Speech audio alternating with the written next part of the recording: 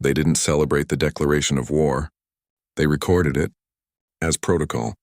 But the silence that followed was not empty, it was measured. Every second after the vote carried weight, as if the galaxy itself had paused to confirm what had just been authorized.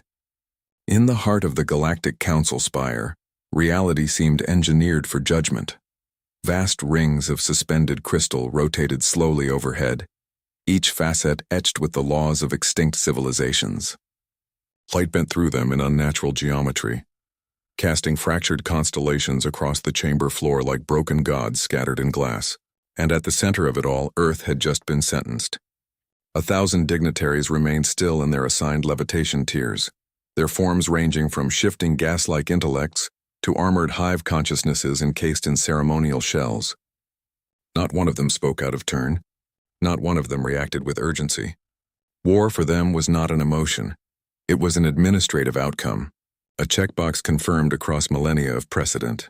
The Council architect, an entity of layered perception and rotating ocular arrays, processed the final tally without hesitation.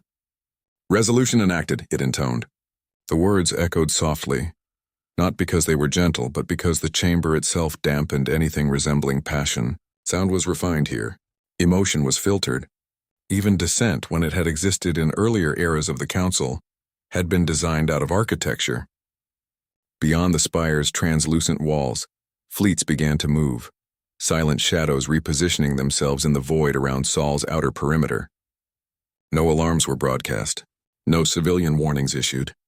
To the Council, Earth was already beyond the stage of negotiation. Its fate had been reduced to logistics, resource allocation, containment windows, sterilization protocols. And yet, the chamber's attention was not on the stars outside. It was on the humans standing alone at the observation tier.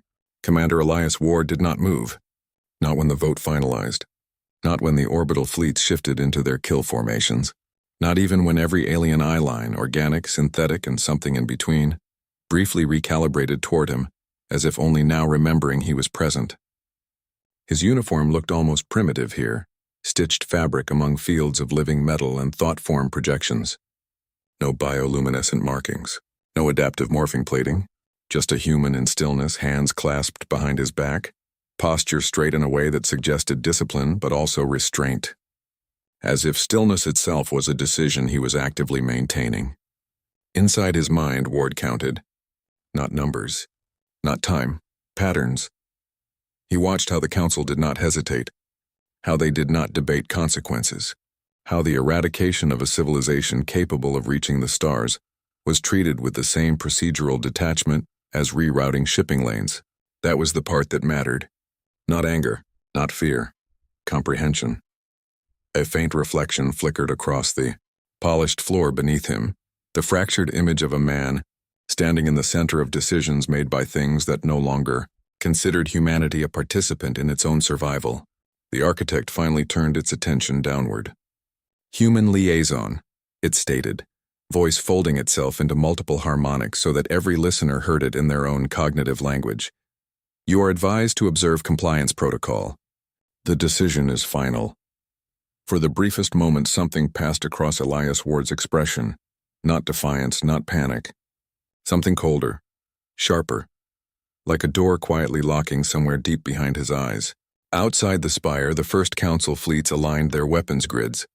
Inside the spire, the declaration of war was already being archived. And humanity had just been marked as history. Earth was never supposed to be here. Not in this chamber. Not among them. The truth of that sentence lingered in Commander Elias Ward's mind like a pressure he had learned not to acknowledge. The Galactic Council spire did not merely exist in space, it edited space around itself. Distance lost meaning the moment his shuttle crossed the outer observation veil. Stars bent into ordered symmetry. Gravity became optional in some corridors, mandatory in others. Even time felt curated, like it had been slowed down just enough to make awe unavoidable. Ward stood on a narrow human-made platform embedded within alien architecture that had no respect for geometry as humans understood it. Beneath him, a vast chamber dropped away into layered depth. Floating terraces of emissary stations suspended in a vertical sea of shifting light.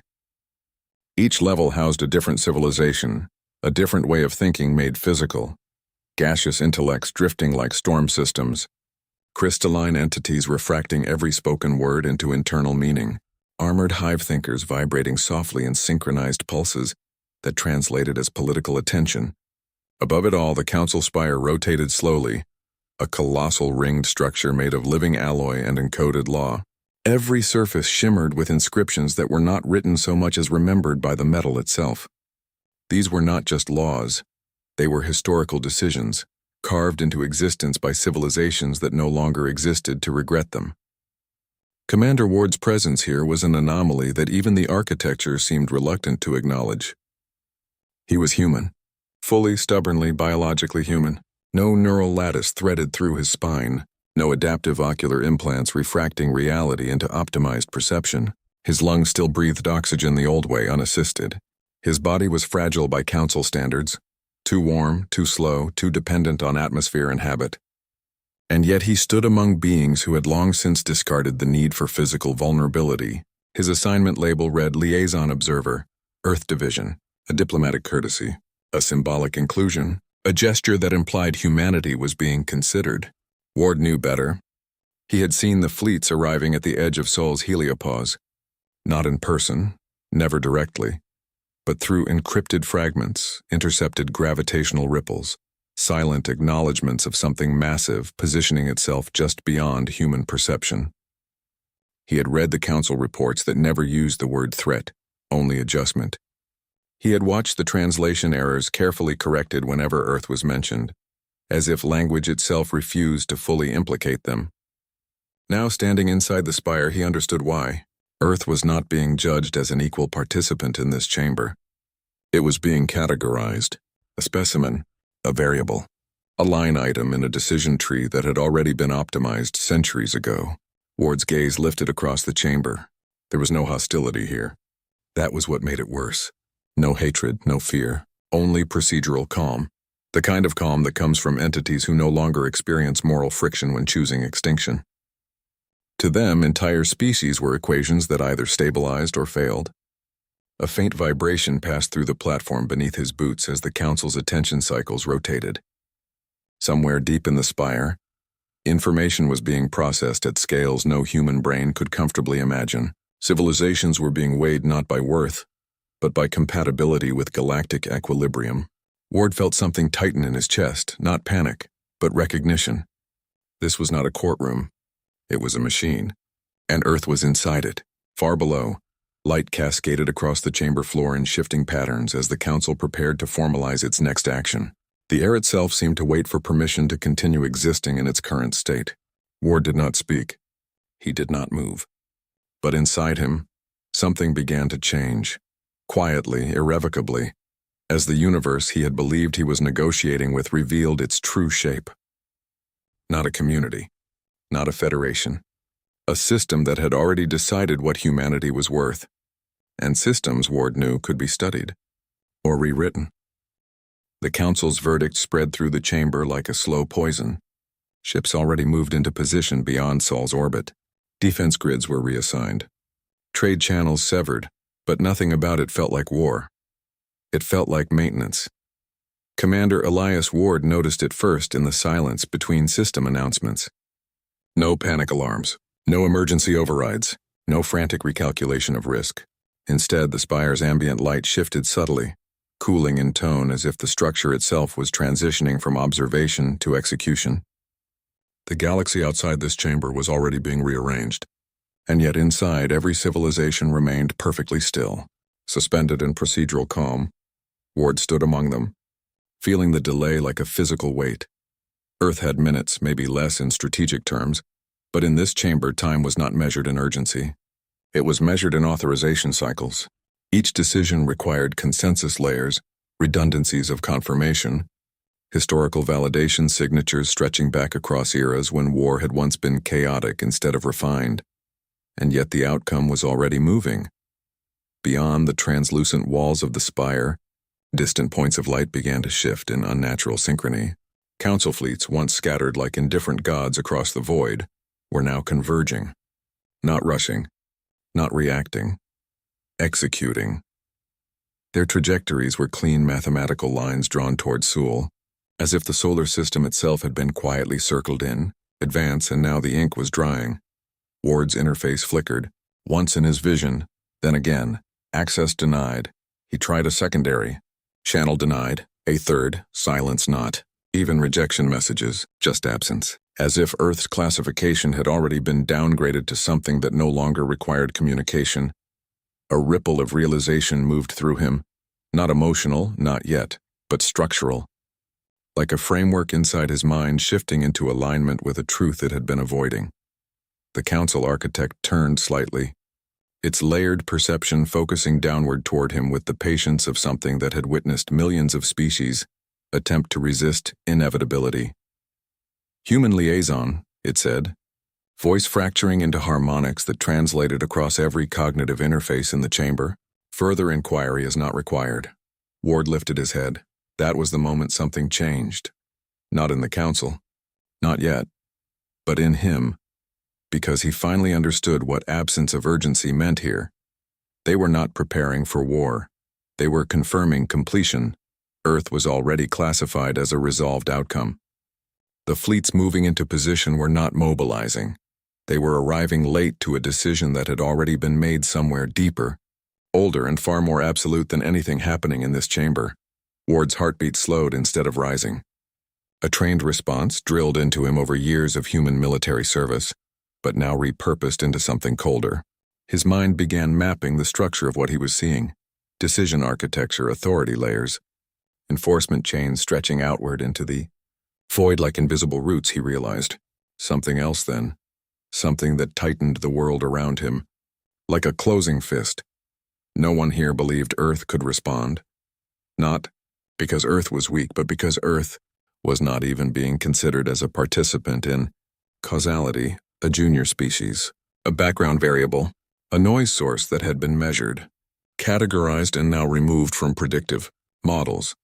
That was why there was no panic, no fear, no anticipation.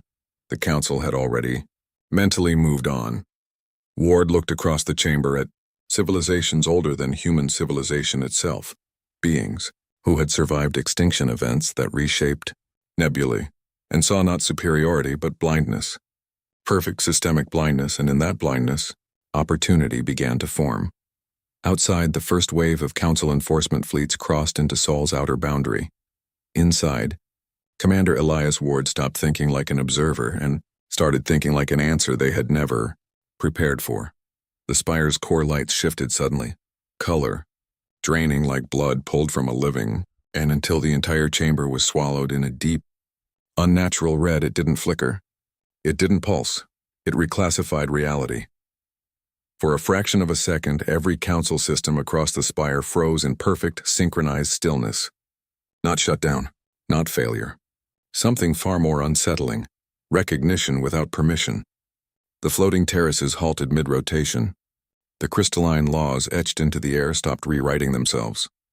Even the distant fleets outside Sol's orbit, those vast, disciplined formations of enforcement power, lost their rhythm, drifting into suspended silence as if the universe had momentarily forgotten how to continue. Then the air itself changed. A pressure descended through the chamber. Not gravitational, not atmospheric, but informational, as if something buried inside the infrastructure had just awakened and begun breathing through every channel at once.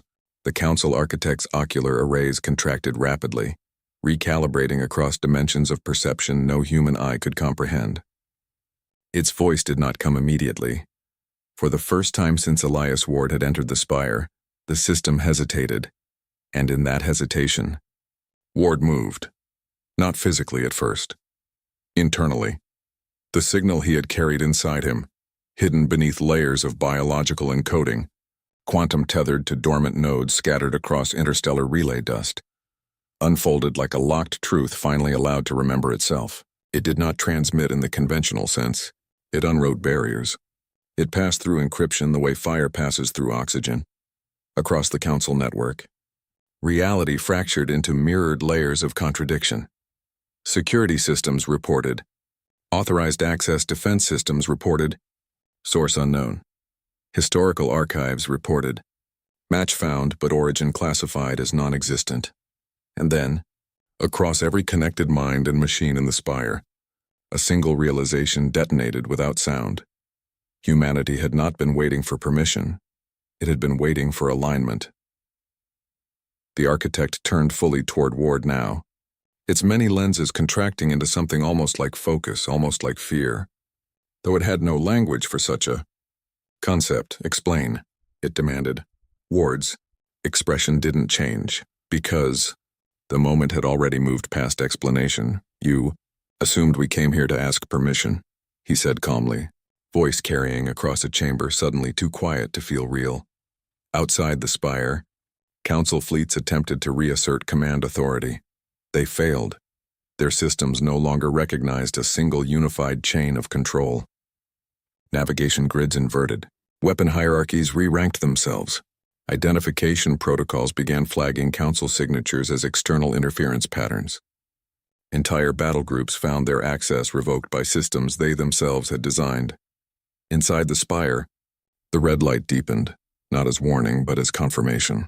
Ward continued, stepping forward as the chamber's suspended civilizations began to realize, too late, that their instruments were no longer exclusively theirs. We didn't infiltrate your networks, he said. We studied them. Every layer, every revision, every assumption you made about what we could never reach. A ripple of disruption passed through the Council Assembly as multiple species attempted emergency disengagement, only to discover their exits had been silently rewritten. Not blocked, not destroyed, reassigned. Ward tilted his head slightly, as if listening to something far beyond the chamber. And then, he added, we stopped being guests in your architecture. A distant alarm tried to form and failed mid-transmission because it no longer had authority to exist. Across the galaxy, dormant human systems, seated in forgotten debris fields hidden in dead relay networks, embedded inside the Council's own historical data compression layers, began to wake at once. Not as an attack, as a correction. The spire's core pulsed once, deep red, and every council being understood the same impossible truth at the same time. The declaration of war had not triggered a response. It had triggered authorization.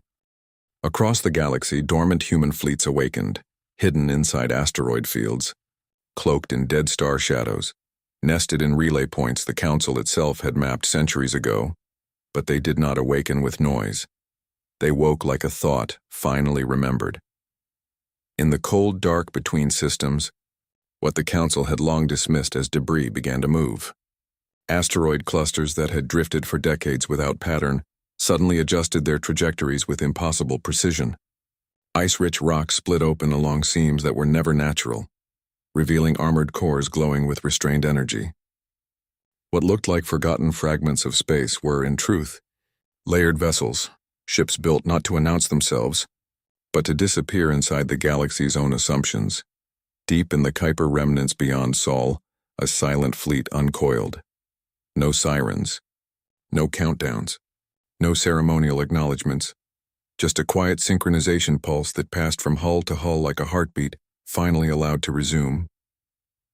Inside each vessel, human crews sat in dim light, faces illuminated by shifting tactical projections. No one spoke. There was nothing to ask. They had all been waiting for the same buried signal, the one now cascading through systems older than most civilizations still represented in the Council chamber. When it arrived, it didn't feel like an order. It felt like relief. Far beyond them, hidden in the gravitational folds of a dead star system, other formations responded in kind. Entire battle groups emerged from what had once been mapped as empty space. The Council had labeled those regions non-strategic voids centuries ago. Humanity had accepted that label and built inside it not bases, not outposts, answers. The fleets did not converge immediately. That would have been too simple. Instead, they unfolded coordination across distance, each unit aligning to a shared geometry that existed outside standard navigation. The galaxy, once thought to be a web of predictable lanes and monitored corridors, revealed itself to be something else entirely. A layered battlefield drawn over maps that the Council had never realized were being edited in real time. In orbit around a shattered moon near Jupiter's remnants, a human command vessel finally came fully online. Inside its bridge, the lights rose slowly, not bright but aware. Every surface reflected controlled motion, disciplined restraint. Commander systems reinitialized across thousands of dormant nodes. Tactical displays did not ask for input. They confirmed readiness. Admiral Sarah Cade stood at the center of it, watching the final synchronization cascade complete across her fleet. No speech was given, none was needed, because every human captain, every engineer, every pilot across hidden formations was already seeing the same thing. Not just the Council's war declaration, but the full architecture of a civilization that had mistaken silence for absence. And now, that silence was ending. A low-frequency signal rippled outward from the command vessel, not broadcast but released. It did not travel through conventional space. It moved through pre-placed infrastructure, through forgotten relay dust, through encoded scars left inside Council observation grids during centuries of peaceful monitoring. One by one, human fleets acknowledged each other, not with names, with position, with readiness, with understanding. In the outer Perseus shadow lanes, Council enforcement armadas attempted first contact protocols, only to discover their long-range identification systems were returning inconsistent results. Human signatures were not appearing as new threats. They were appearing as existing infrastructure that had never been properly cataloged. Reality, as the Council understood it, began to lose cohesion at the edges. Admiral Cade finally spoke, not to her fleet, but to the memory of every quiet year that led to this moment. "They thought we were waiting to be judged," she said softly. A pause. Outside her viewport, ships that had once been considered myths fully emerged from shadowed space, their hulls reflecting distant starlight like cold judgment. "We were waiting," she continued, "for them to finish writing their assumptions." Across the galaxy, human fleets aligned, not into attack formations first, but into something more unsettling, positioning, as if the war had already been mapped long before the Council ever declared it. And now, at last, humanity was stepping onto a battlefield it had been building in silence for centuries. The Council spire did not explode. It simply fell silent.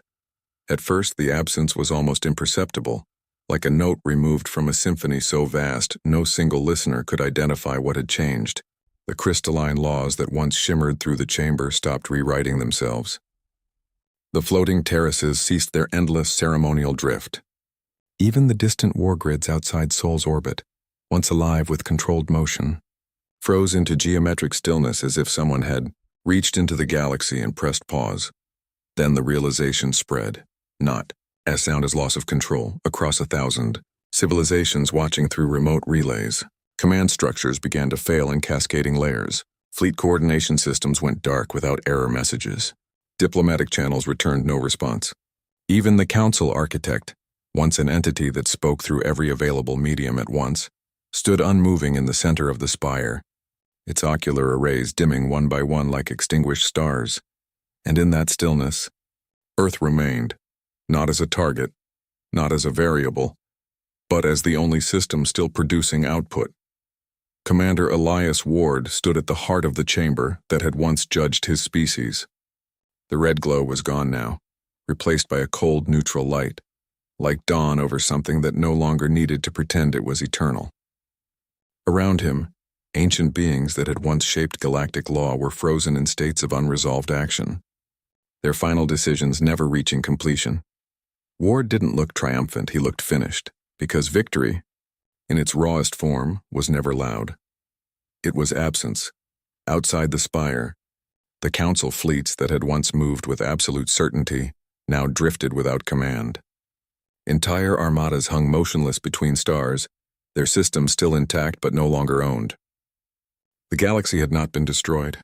It had been quietly disconnected from its central assumption of authority. A new signal began to propagate across all surviving channels.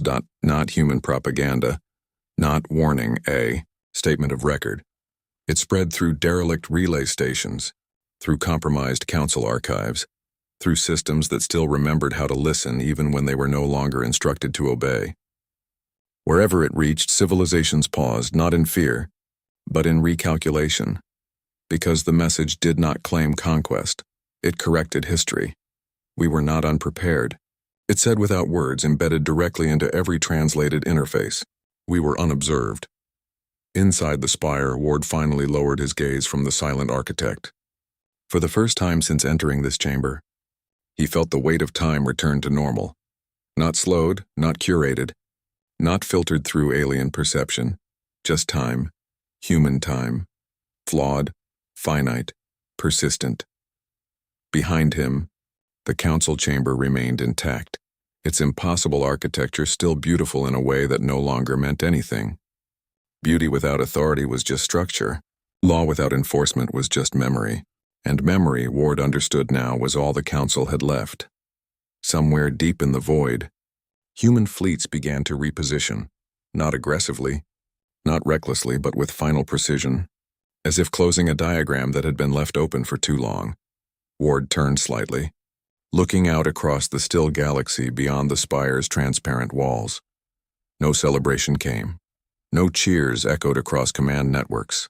Instead, across every human vessel, every hidden fleet, every silent system that had waited centuries in the dark, there was only acknowledgement. The Council had declared war, unaware it would be their last decision, and in the silence that followed, humanity did not announce what came next, because it no longer needed to.